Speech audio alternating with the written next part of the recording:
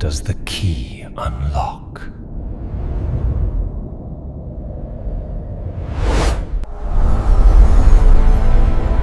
साल 1970 इंडिया का पहला सुपर हीरो हमारी स्क्रीन पर आता है।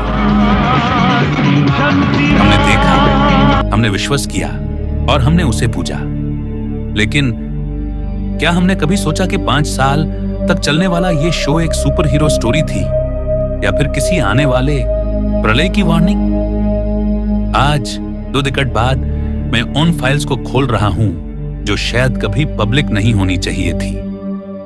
शक्तिमान के वो रहस्य जो चोटी चोटी मगर मोती बातें के पीछे छुपाए गए थे। आज का सफर थोड़ा डरावना होने वाला है।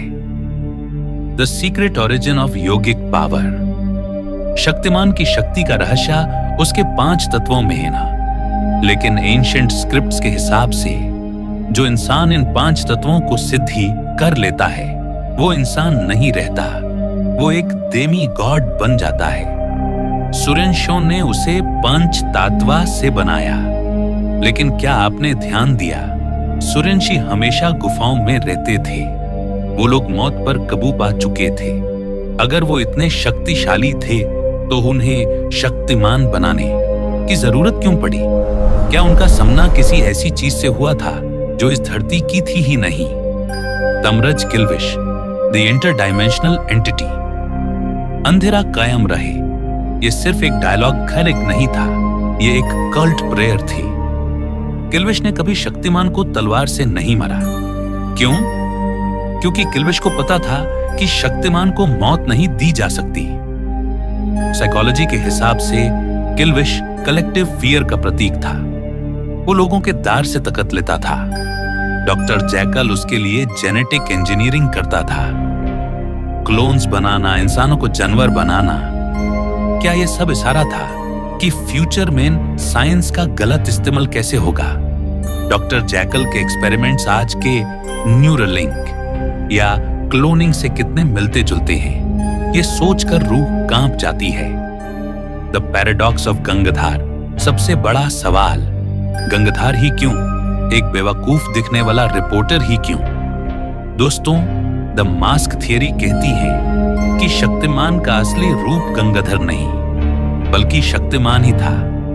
गंगाधर सिर्फ एक धोखा था ताकि लोग उससे डरें नहीं। लेकिन सोचिए, एक ऐसा महामानव जो पूरे ब्रह्मांड की शक्ति रखता हो, वो एक छोटी सी नौकरी क्यों करेगा? क्या वो हम पर नजर रख रहा था? क्या वो देख रहा था कि इंसान कब तक अंधेरे से लड़ सकते हैं बिना उसकी मदद के?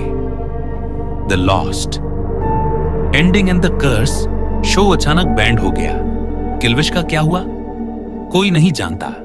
फैंस के बीच एक थियरी मशहूर है कि शक्तिमान के आखिरी कुछ एपिसोड्स कभी एयरेड ही नहीं हुए क्योंकि उनमें दिखाई गई बातें टू रियलिस्टिक थी। The conspiracy. अपनी थियरी लोगों का मानना है कि शक्तिमान की कहानी कलयुग के अंत से जुड़ी थी। वो दिखाने वाले थे कि कैसे अंधेरा, डार्कनेस हर घर में घुस चुका है, इंटरनेट, मोबाइल और लालच के रूप में। इस सच को छुपाने के लिए शो को बैंड कर दिया गया। इज ही स्टिल अमंग अस? आज के दौर में जब हम इतने बड़े खतरों से घिरे हैं, लोग पूछते हैं कहां है शक्तिमान? लेकिन अगर आप ध्यान से देखें तो अंधेरा जीत रहा है। हर वो इंसान जो सच के लिए लड़ता है वो शक्तिमान का एक अंश है। लेकिन डर ये है कि क्या किल्विश ने हम सबको अपने काबू में कर लिया है? The outro, the final question.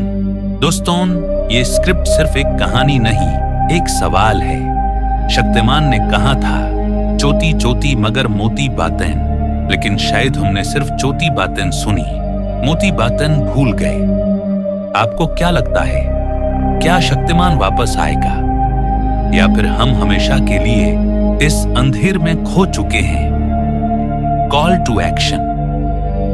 अगर आपको यह मिस्टीरियस ब्रेकडाउन पसंद आया तो वीडियो को लाइक करें और अंधेरा कायम रहे या शक्तिमान कमेंट में लिखें।